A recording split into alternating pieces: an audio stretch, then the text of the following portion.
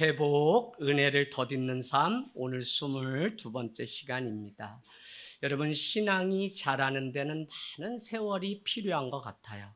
그래서 때로는 기다림이 필요하고 때로는 세상 살아가면서 온갖 이런 부딪힘이 우리 인생 가운데 있는 것을 보게 됩니다. 많은 세월을 인내할 때 여러 가지의 그 시험이 하나님이 내 믿음의 테스트, 믿음의 시련으로 이것을 보시고 나에게 여러 가지 시험을 주셨구나. 어디에 나와 있죠? 야고보서 1장 2절 3절에 나와 있습니다. 성경이라고 하는 것도 우리가 세월이 가야만 달리 우리 마음 가운데 찾아오는 것을 경험합니다. 세월에 따라서 눈이 더 깊어지고 더욱 나의 이야기로 다가올 때 하나님이 나와 동행하심을 날마다 고백하며 걸어가는 인생이 될 수 있는 것이죠. 그래서 누가 잘 믿냐?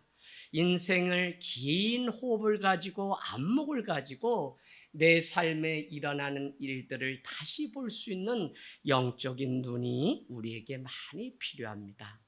우리는 그동안 많은 예배, 많은 말씀을 들었습니다. 그런데 우리가 믿음이 이제 자라간다면 적어도 우리는 복음을 다시 이해해야 된다는 것입니다.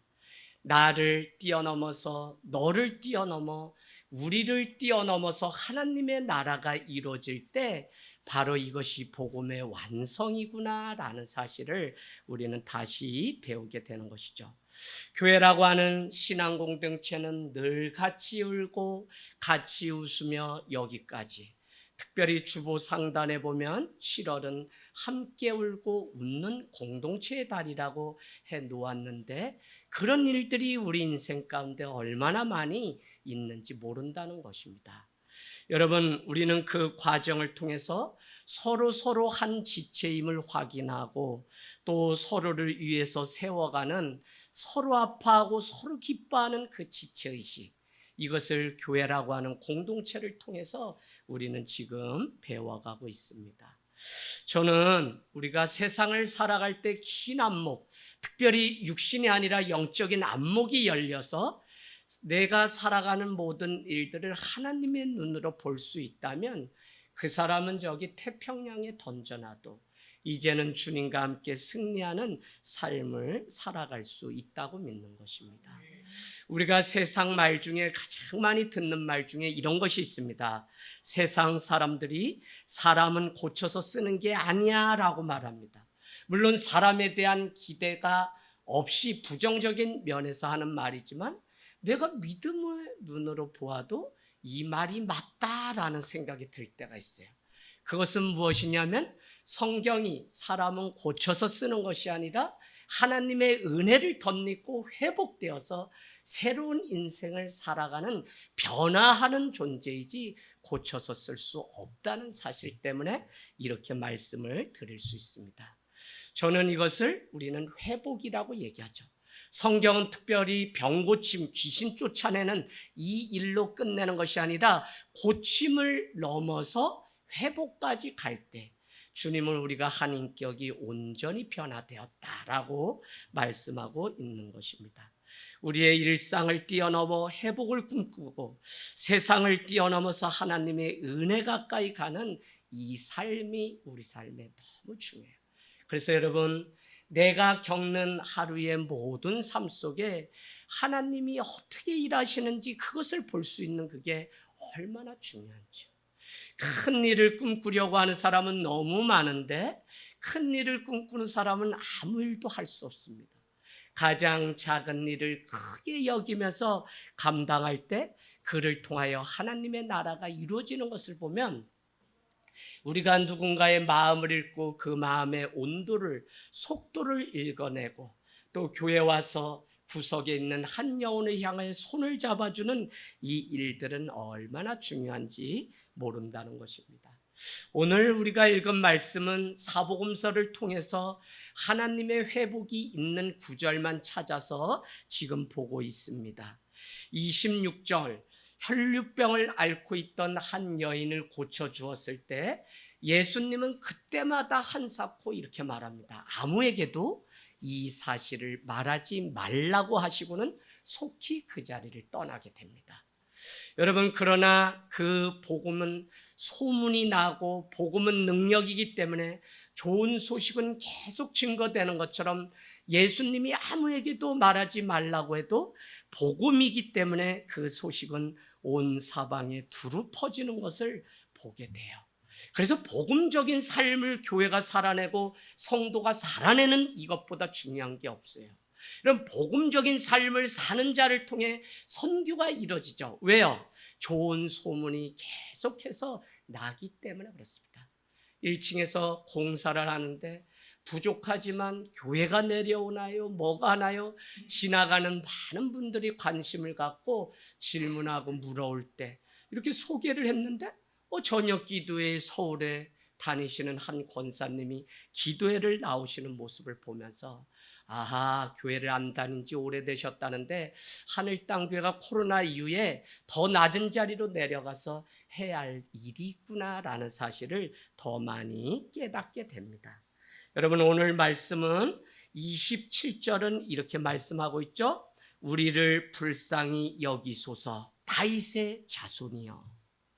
그동안 예수님은 수많은 기적을 우리에게 보여주셨습니다. 사실 기적 자체를 위해서 예수님은 이 땅에 오신 게 아니죠. 그렇기에 이 땅에 오신 목적이 기적이 아니기 때문에 그는 그 기적의 현장을 떠나서 아무것도 아닌 것처럼 할 때가 있어요.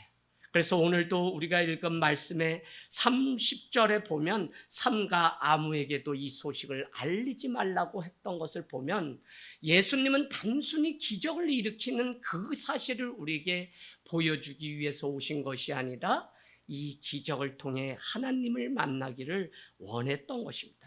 그래서 때로는 기적을 멈추시는 그 주님의 모습을 우리는 같이 볼 수 있어야 됩니다. 하나님은 기적을 일으키기 위해서 오신 게 아니라는 것은 하나님은 날마다 행하시는 모든 일이 하나님의 일상이 기적이기 때문에 이것을 우리가 볼 땐 기적이지만 주님은 전지전능하셔서 아무것도 아니시기 때문에 그냥 나는 나기 때문에 이 일들이 주 안에서 소리 소문 없이 이루어지는 것을 봅니다. 그러나 그는 예수 복음을 전파하고 그는 만민에게 복음 전파할 뿐만 아니라 하나님의 나라를 전파하기 위해서 이 땅에 오셨다고 하는 그 목적을 놓치지 않고 살아가는 것입니다. 여러분, 오늘 이 말씀을 대하고 사복음서를 계속 대하면서 사람보다 강한 것이 자연이라는 사실을 여러분은 아셔야 됩니다. 자연, 광풍 일고 파도가 일고 반석이 무너지고 하는 모든 일들은 우리 인간이 하나님의 능력을 받았기 때문에 어떤 일도 할 수 있을 것 같지만 사실은 아무것도 아닌 존재임을 우리에게 가르쳐 주죠. 배고프고 울고 피곤하고 통곡하는 것이 이 땅에 살아가는 우리의 삶인 것을 성경은 가르쳐 줍니다. 그런데 정작 하나님은 기적에 관심 있는 것이 아닌데 우리는 기적에 몰두하면서 살아간다는 것입니다. 더 자세히 말씀드리면 세상을 바라보면 모든 것이 기적인데 그 사실을 우리는 모른 채 살아가고 있는 것이죠. 더 나아가서 큰 문제는 무엇이냐면 하나님이 원하시는 일에 관심을 갖는 것이 아니라 오늘날 교회와 성도는 자기의 뜻을 이루기 위해서 날마다 기적을 꿈꾸면서 살아가는 것이 문제라는 것입니다. 하나님에게는 그저 기적을 넘어 고침을 넘어 회복일 뿐인데 우리는 날마다 기적을 꿈꾸는 것이죠. 더 균형 있는 시각을 위해서 여러분께 말씀드리면 한국 교회는 기적 중심으로 여기까지 왔습니다. 늘 기적을 꿈꾸고 기적을 바라며 여기까지 온 것입니다. 그래서 많은 사람들은 비판하기를 기복주의 신앙이다라고 비판해요. 그러나 여러분, 항상 무엇을 비판할 때 균형적인 시각을 가지고 하지 않으면 하나가 이랬기 때문에 잘못되면 이건 필요 없다. 그렇기 때문에 새로운 교회가 필요하다. 이렇게 하시면 좋은 전통을 다 버리는 어리석은 자기의 뿌리를 뽑아버린, 그래서 항상 깨어있는 사람일수록 균형적인 시각이 필요한데, 기복주의 신앙이라면 그것은 잘못된 것이지만 제가 재차 비판하는 것은 무엇이냐면, 신앙을 가지고 있으면 기적이 일어나는 것은 당연한데 그것보다 내 뜻을 이루기 위한 기적에 빠지기 때문에 기복주의인데, 또 하나의 비판은 무엇이냐면 어느 날부터 이성적인 이성주의가 오면서 우리는 과학화 합리화로 증명해내는데 익숙하기 때문에 우리는 그것조차도 또 잘못인 것을 아셔야 됩니다. 이성적으로 생각되지 않으면 그것은 기적이 일어날 수 없다고 믿기 때문에 우리는 어떤 일을 대할 때 하나님의 능력을 날마다 제한하면서 살아가요. 그래서 여러분, 이성과 기적은 오직 믿음 안에서 작동할 때만 균형 있는 열매를 맺을 수 있어요. 그렇지 않게 되면 한국교회가 가진 기복이라는 것은 말씀의 날개와 기도의 날개가 균형 잡히지 못하게 되면, 말씀은 아는데 기도가 없게 되면 아는 것은 많지만 순종의 자리에 못 나갑니다. 기도하지 못해요. 말씀은 없는데 기도를 많이 하면 하나님의 뜻이 무엇인지 모르기 때문에 그냥 기도만 할 뿐입니다. 그렇기 때문에 말씀과 기도의 날개가 균형이 있을 때 우리는 아름다운 열매를, 그래서 하늘 땅 교회와 한국 교회가 이 지점을 잘 보아야 될 줄로 믿습니다. 여러분, 오늘 시각 장애인의 그 기도, 그리스도를 존귀하게 하면서 자기 자신을 완전히 부인하는 최고의 기도가 오늘 소개되어 있습니다. 다윗의 자손이여 우리를 불쌍히 여기소서. 예수님은 다윗의 자손이라고 이렇게 당시 메시아상을 불렀다는 것이죠.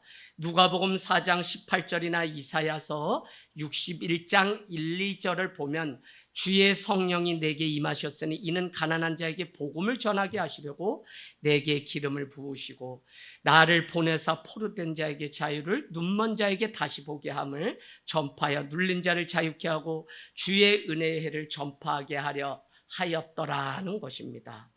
어떤 사람이 이 말씀을 전파하게 되면 기적을 일으키시는 주님이라는 이 사실을 알게 되면 그 증거를 대라고 할 거예요. 아마 우리 아이들 물어보면 과학을 배우기 때문에 창조를 믿을 수 없다. 여러분, 그럼에도 불구하고 우리가 믿을 수 있는 유일한 근거는 오직 하나님의 세계는 뭐죠? Believing is seeing. 믿어야만 볼 수 있는 세계지 보았기 때문에 믿는 세계가 아니라는 사실이 기본 전제가 우리 안에 있어야 믿을 수 있습니다. 이 말을 다시 말씀드리면 무엇이냐면, 어떤 사람이 나는 어사 박문수요라고 외치면 사람들은 당신이 박문수라고요? 그러면 어떻게 돼요? 그 증거로 마패를 보여주듯 오늘 다윗의 자손이여 라고 당신은 정말 메시아입니다. 다윗이 누렸던 그 북국 왕국을 다시 회복할 메시아입니다 라고 고백할 때 예수님은 그들에게 증거를 보이셔야 됐다는 것입니다. 오늘 그 증거가 무엇이었냐면 시각 장애인으로 살아가는 두 사람의 눈을 고쳐주신 이 사실이죠. 그래서 다윗의 자손이여 라고 부르는 이것, 나는 주님이 메시아인 줄 믿습니다 라는 것과 같은 말입니다. 주님은 하나님의 아들 메시아라고 하는 이 고백보다 더 높은 찬양은 없습니다. 우리는 앞에서 찬양하고 손을 들고 찬양하는 이 찬양이 전부가 아니다. 우리는 삶으로 전심을 다해서 내 삶을 다 드리는 찬양이 돼야지 그냥 이렇게 해서 찬양 불렀다 해서 찬양이 아니에요. 그래서 우리는 늘 영적으로 깨어서 거룩한 산제물이 되어서 드리는 그 찬양을 주님은 우리에게 원하고 있다는 것이죠. 그래서 저는 오늘 다윗의 자손이여 우리를 불쌍히 여기소서라고 하는 오늘 시각장애인 2명의 이 외침보다 더 큰 찬송은 없다는 사실을 다시 보게 되었습니다.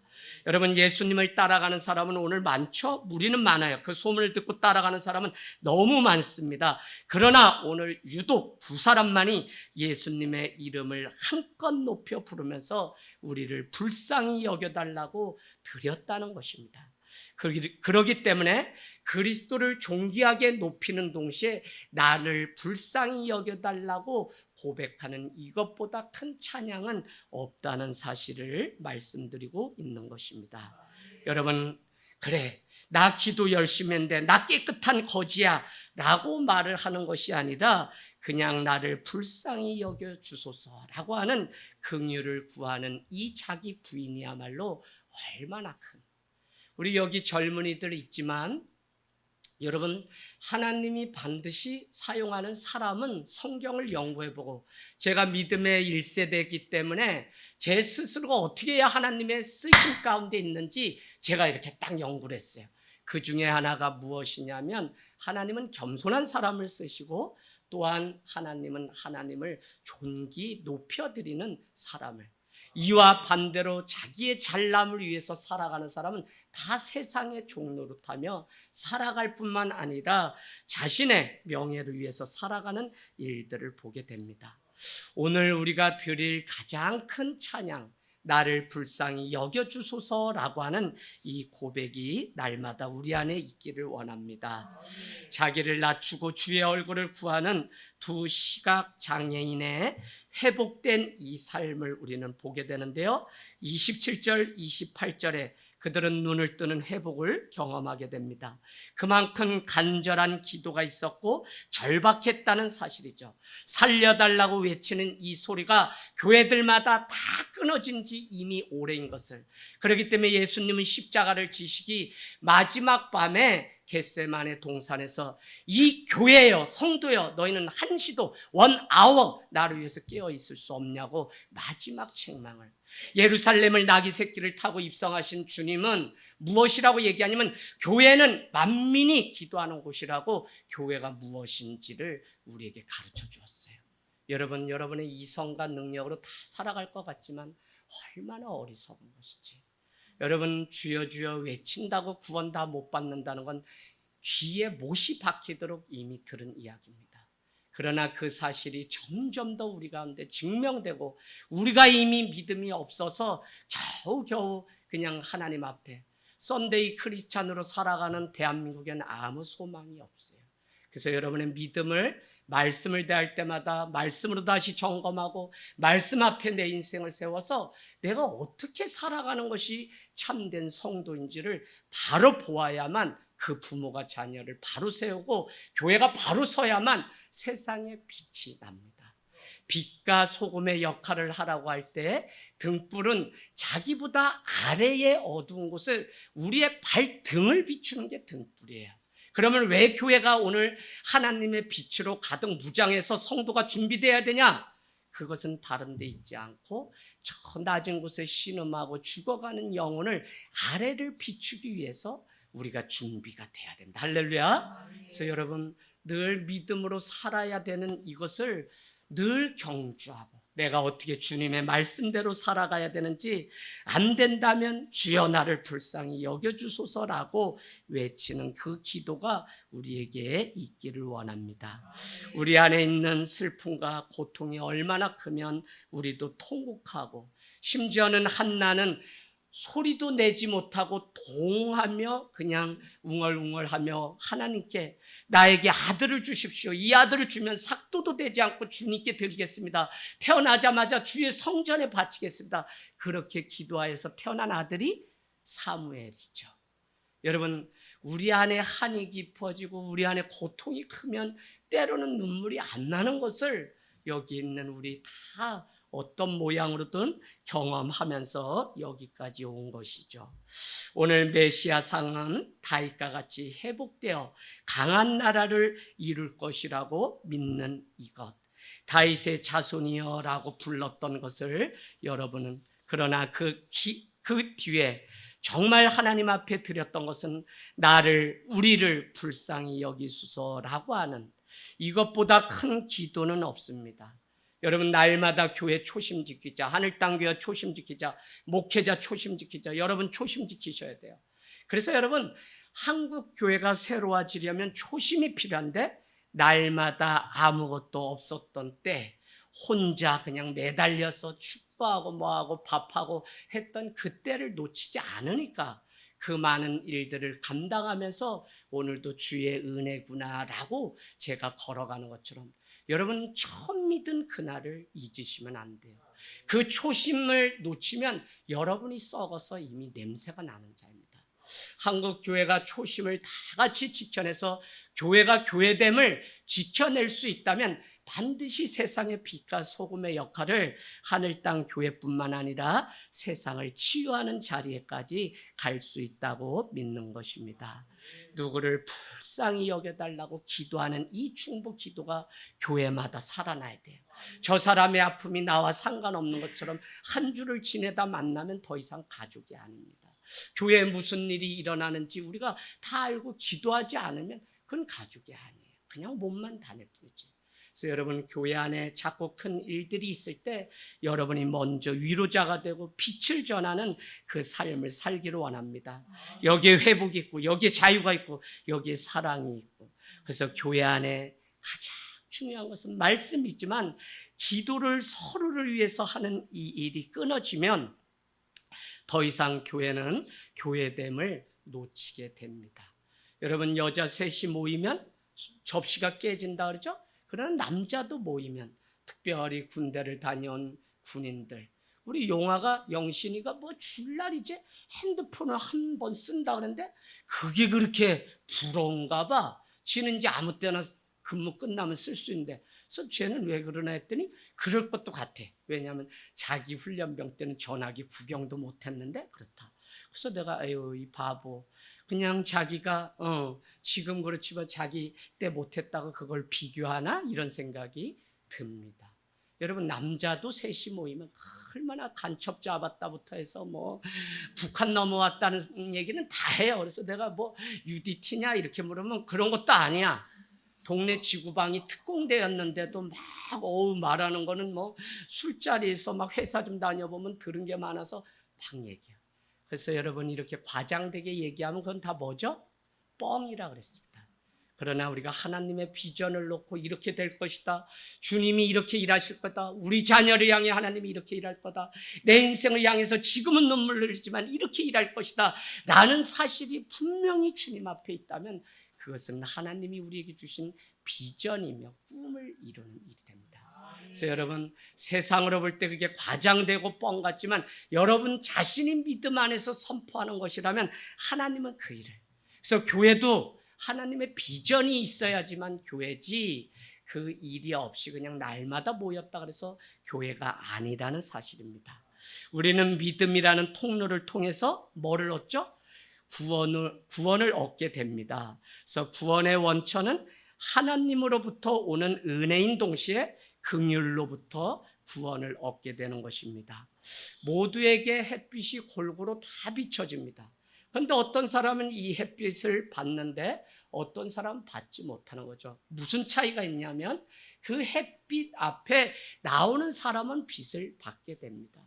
여러분 다시 말씀드리면 하나님 앞에 나오지 않기 때문에, 그 믿음을 드리지 않기 때문에 구원을 받지 못하는 일들이 우리 가운데 있는 것입니다.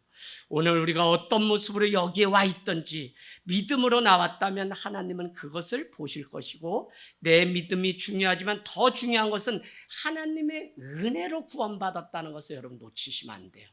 내가 열심히 기도하고 봉사해서 하나님이 나 구원해 주실 거, 이거는 자기 공로주의나 자기 의에 빠지게 됩니다. 한국교회는 지금 대형교회가 될수록 여기에 빠져서 더 낮은 것을 보지 못해요. 목사가 타락하는 이유도 바로 여기 이 지점에 있습니다.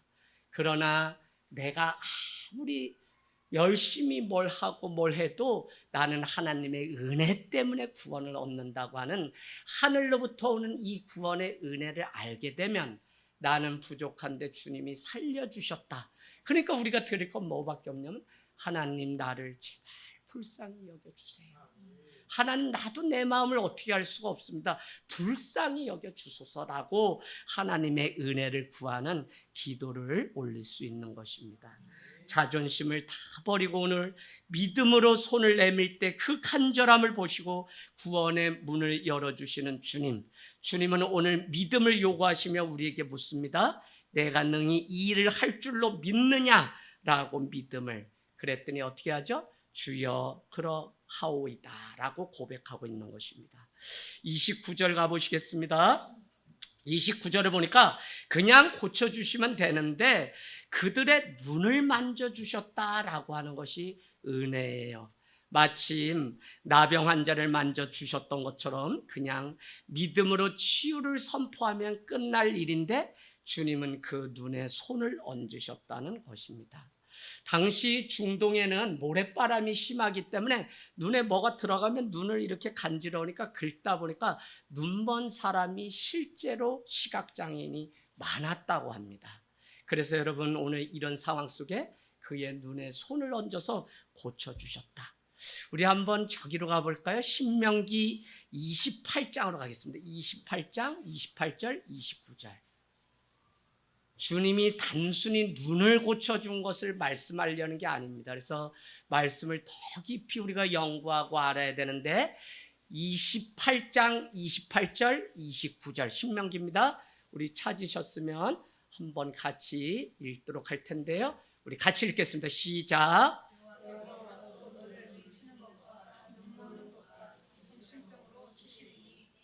맹인이 어두운 데서 더듬는 것과 같이 내가 백주에도 더듬고 내 항상 압제와 노력을 당할 뿐이니 너를 구원할 자가 없을 것이며 아멘. 네.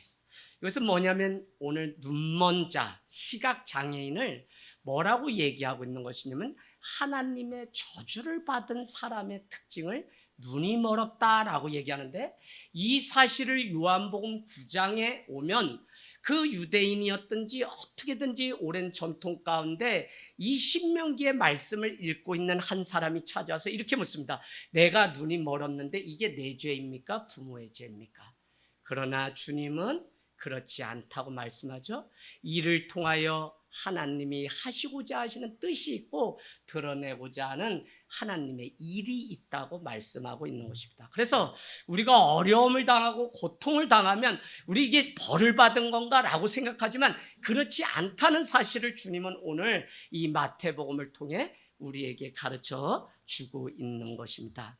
무슨 말씀이냐면 오늘 예수님은 시각장애인의 눈도 바꾸지만 그를 바라보는 우리의 관점을 바꿔주셨다는 것입니다. 할렐루야. 이해하시죠? 예, 많은 사람들이 당시 시각장애인은 하나님의 벌을 받은 것으로 이렇게 생각했는데 그것이 아님을 우리에게 가르쳐주고 있는 것입니다. 아울러 하나님의 눈을 뜨거나 보았다고 말하지만 본다고 말하지만 보지 못하고 뜨지 못하는 것에 대해서 오히려 예수님은 책망하고 있습니다. 예수님은 눈을 뜨고 귀를 열고도 보지 못하고 듣지 못하는 그 일을 책망하시죠. 그래서 이사야서 6장 9절 10절 말씀을 마가복음 앞으로 가겠습니다. 뒤로 가겠습니다. 마가복음 4장 12절에 재인용을 하셔서 눈을 뜨고 있지만 보지 못하는 이것에 대해서도 오히려 더 책망해요. 구약의 전통은 눈을 뜨지 못하는 그것을 하나님의 징벌을 받았다라고 했지만 하나님은 그게 아니라 눈을 뜨고도 보지 못하는 영적 소경과 같은 자에 대해서 오히려 더 깊이 책망하고 있는 것을 볼 수 있습니다. 우리 4장 12절 읽겠습니다. 시작. 이는 그들로 듣기는 들어도 깨닫지 못하게 하여 돌이켜 죄사함을 얻지 못하게 하려 합니다. 아멘. 여러분, 이 말씀이 그냥 하는 말씀이 절대 아니에요. 이 말씀이 우리 심령 가운데 다시 와서 내 자신을 정말 이 교회는 볼 수 있어야만 마지막까지 내가 주님 앞에 온전한 변화를 돼서 세워질 수 있다니까요. 오늘 이 말씀은 눈을 떠도 보지 못하고 귀가 있어도 듣지 못한다는 것은 그만큼 믿는 교회와 성도가 그 능력을 상실했음을 우리에게 보여주는 책망의 말씀이라고요. 그래서 여러분 오늘 무슨 이게 두 시각장애인에 대해서 하나님의 저주가 아님을 오늘 내가 믿음 있느냐? 믿음 있다고 얘기했더니 고쳐줄 것을 믿는다고 했더니 오히려 자유하게 하는. 그래서 오늘 이 예배 우리가 말씀 앞에 날마다 가는 그것은 우리를 책망하지만 사실은 이것이 나를 다시 주님 앞에 세우는 진리케 하는 그 말씀이 되기를 원합니다. 여러분, 날마다 우리는 사단의 종로로 타는 그 자리를 떠나가야 됩니다. 보고 말하는 것마다 악독이 가득하다면 그것보다 불쌍한 사람이 어디 있을까요? 교회를 다녀도 완전한 회복이 없으면 우리는 늘 세상을 부정적인 눈, 의심의 눈으로 보기 마련입니다. 왜 제가 오늘 이 말씀을 드리냐면, 오늘 우리가 읽은 말씀 아래 보니까 뭐라고 얘기됐냐면 바리새인의 이야기가 등장하기 시작하는데, 32절, 오늘 두 사람을 고치고 그 자리를 떠나서 나가려고 하는데 귀신 들려 말 못하는 사람을 그 두 사람이 다시 예수님께 데리고 오는 거예요. 말을 못해, 이번에 귀신이 들려서. 그러니까 여러분, 오늘 말 못하고 눈이 먼 이 사실에 대해서 성경은 또 하나를 우리에게 가르쳐 준데, 그것은 귀신 들려서 그럴 수도 있다는 사실을 우리에게 가르쳐 줍니다. 성령의 호련히 빛이 임하니까 3일 저녁 3일 밤낮을 자기가 세상적으로 먹고 마시고 하던 모든 것을 배설물로 여기냐고, 사도 바울은 사도행전 9장에 보면 3일 동안 아무것도 식음을 전폐하고 거의 죽었다가 새 사람이 되어서 태어나는 것을 우리는 볼 수 있죠.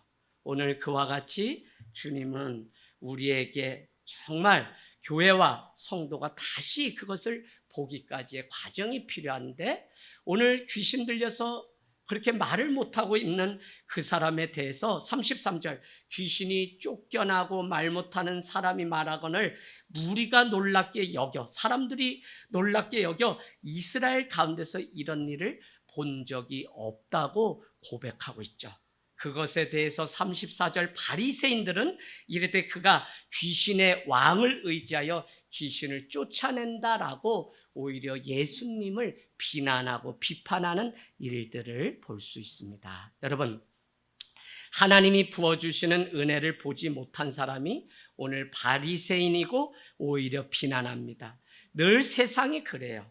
늘 세상은 사물을 대하고 다른 사람을 대하는 관점이 서로 다릅니다. 믿음은 우리의 눈이 바뀌는 것인 것 같아요. 그래서 눈에 가시가 있으면 그것으로 보면 다른 사람의 장점을 보는 것이 아니라 단점만 들춰내려고 하죠. 그러나 정말 영안이 열려서 이 하나조차도 주여 불쌍히 우리의 자녀들을 여겨주세요라고 하는 믿음의 눈으로 볼 수 있다면 우리는 어떻게 하죠? 그를 향해서 축복의 손을 내밀 수 있는 것입니다. 여러분, 눈이 새로워지고 귀가 새로워지는 것이 믿음이요 회복이라고 말씀드리는 이것이 너무 중요해요. 오랜 신앙생활을 해도 정말 고치기 어려운 게 이 말이더라고요. 말 모양, 말씨, 또 이 듣는 거. 아무 얘기나 세상 말을 얼마나 잘 듣고 살아가는지 하나님의 말씀 시간엔 다 꾸벅꾸벅 주는데 세상 얘기는 뭐 얼마나 크게 듣는지 몰라요. 여러분, 재차 우리가 육적인 존재로 눈을 뜨고 귀를 여는 이것이 아니라 주님은 오늘 우리가 영적인 안목이 열려서 세상을 달리 보는 그 눈과 귀가 될 때 우리는 온전한 회복을 경험할 수 있습니다. 부모에게 있는 불안과 염려와 의심은 자녀에게 그대로 전달돼요. 그래서 부모가 늘 주의 평강으로 사는 이 일보다 중요한 게 없습니다. 저는 목회를 오랜 시간 30년 하면서 이 자녀가 불쌍한데 자녀의 잘못 아니에요. 부모의 잘못이. 불안, 염려, 의심 다 부모의 성향을 그대로 아이들이, 그러니까 믿음이 들어갈 수가 없어요. 여러분, 우리가 먼저 새로워지고 하늘 땅 교회가 교회를 건강하게 세우려면 불쌍히 여길 존재가 나 자신이고 우리가 먼저 세워져서 믿음이 무엇인지를 잘 가르치는 그 일들을 하기를 원합니다. 하나님은 오늘 착한 사람을 찾지 않으세요, 여러분. 저도 한때는 착한 목사가 되려고 얼마나 애썼는지 모릅니다. 그러나 주님은 굿맨이 아니라 그린맨이 되기를 원하죠. 위대한 기업으로 가라라고 하는 책이 있는 것처럼 위대한 믿음의 사람으로, 위대한 목사가 되는 게 하나님의 일이지, 그냥 죄를 지어도 사람이 돼서 뭐라고 못하면 그러면 교회는 다 그만둬야 돼요. 여러분 다 우리가 같은 관계지만 주님의 말씀을 전하는 책무를 온전히 못한다면 그 교회는 있으나 마나한 존재고 이것을 가볍게 여기는 성도라면 교회는 있으나 마나한 교회예요. 여러분 오늘 말씀을 온전히 여러분의 삶에 머리에서 가슴으로 가지고 와서 여러분의 손과 발로 가져가서 내가 한 절이라도 이 말씀 가지고 손과 발을 움직여서 살아가려고 하는 주손발 봉사단, 주손발 선교회가 하늘땅교회는 있는데 여러분 손과 발이 움직일 때까지 여러분은 가셔야 됩니다. 여러분 하나님의 은혜로 살겠다는 믿음의 사람을 찾는 것이죠. 그래서 오늘 왜 우리에게 순종이 필요하냐? 기회는 다시 오지 않기 때문에 오늘 순종. 사랑은 왜 순종하는 사람만이 할 수 있냐? 기회는 또 오지 않습니다. 헌신은 왜 순종하는 사람이 하냐? 기회가 또 오지 않아요. 저는 이번에 장례식을 마치면서 누구보다도 믿음 가운데 이 일들을 이루어 가시는 우리 집사님, 권사님 또 사랑하는 유족들 보면서 얼마나 감사한지. 근데 안타까운 게 뭐냐면 늘 하나님 고쳐주세요. 우리 가서 한 자리에 앉아서 예배하려고 해요. 살려주세요. 얼마나 제가 때를 쓰면서 기도했는지. 그러나 그냥 병상에서 마지막 임종 예배로 마치면서 예배도 이것도 하나님이 기회를 주신 이것을 사지 못하면 하고 싶어도 못하게 그 하나님이 받으시길 원하는 예배더라고요. 그래서 여러분 오늘 순종하고 오늘 믿음으로 오늘 주님 앞에 살아가는 일이 얼마나 중요한지 모른다는 것입니다. 하나님께 쓰임받기를 원하고 하늘땅교회가 시대를 깨워 등불이 되기를 원하는 이 간절한 마음이 우리 가운데 다 있기를 원합니다. 주여 주여 날마다 우리를 불쌍히 여겨달라고만 기도하는 저와 여러분이 되기를 원합니다. 이 사실을 알기 때문에 오늘 35절 읽지 않았지만 가보세요. 정말 은혜를 알고 주님의 구원을 경험하고 주님이 우리를 회복시켜주는 이 놀라운 사실을 안다면 오늘 우리가 가서 해야 될 일인데 그것이 무엇이냐? 천국 복음을 전하는 일입니다. 모든 병과 모든 악한 것을 고치는 일을 30절 말씀에 말하지 말라고 했음에도 불구하고 예수님의 소문 그 복음이 증거되는 교회의 사명을 감당해야 된다니까요. 주님은 두루 다니시면서 천국 복음을 오늘 전파하십니다. 이 땅의 회복을 위해서 교회는 천국 복음을 날마다 전파해야 됩니다. 하늘땅교회는 이를 위해 1년 2번 살기 운동, 매달 투명하게 홈페이지에 재정을 공개하는 재정부의 수고가 있습니다. 여러분 관심 가지시고 보시고요. 주순발 선교회와 심리 프로젝트를 진행하려고 하는데 특별히 마음이 있어요. 이 심리 프로젝트 우리 심리 안에 4km 이내에 있는 정말 교회 때문에 자살을 막고 또 돈이 없어 공부 못하는 아이들 공부시키고 하는 심리 프로젝트를 더 감당하기를 원합니다. 더구나 담장이 낮아져서 더 내려가서 시각장애인도 혈류병도 귀신 들린 자도 찾아올 수 있는 교회 되고요. 우리는 그것을 또 준비하고 그 능력을 또 세상 가운데 드러내길 원합니다. 그러기 위해서 오늘 결론은 딱 한 가지. 다윗의 자손이여 주여 우리를 불쌍히 여겨주소서. 아무것도 우리에게는 능력이 없고 할 수 없습니다. 바람만 불고 정말 내가 한 가지만 내 안에서 손에 가시 하나만 박혀도 밤새도록 아파서 잠을 못 자는 연약한 존재가 저입니다. 하나님 우리를 불쌍히 여겨주소서라고 날마다 고백하는 저와 여러분이 되기를 원합니다. 아멘.